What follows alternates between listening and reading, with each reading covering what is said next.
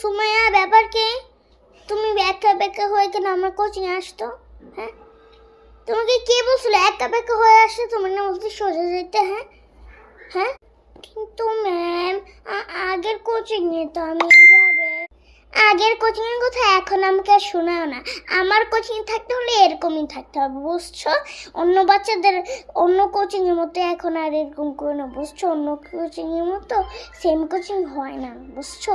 যেরকম তোমার মতো এই কোচিংটা হয়েছে আগের কোচিং এর মতো, এটা না আমার কোচিং হয় না, বুঝছো? আমি কাউটা দেখে দেখে করি না, আমি অন্যরকম করি, বুঝছো?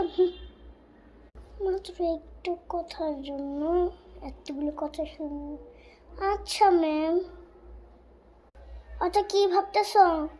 তুমি লেট করেছিলে, একবারে লাস্ট বেঞ্চে বসবে, বুঝছো? একবার যাও, লেট করে লাস্ট বেঞ্চেই বসতে হয়। যারা তাড়াতাড়ি আসে এক মুহূর্তে তাদেরকে সামনে বসেন, তারা আগে কেউ আসলে 2 নম্বরে, কেউ আমার আগে আসে পুরা 1 নম্বরে, বুঝছো?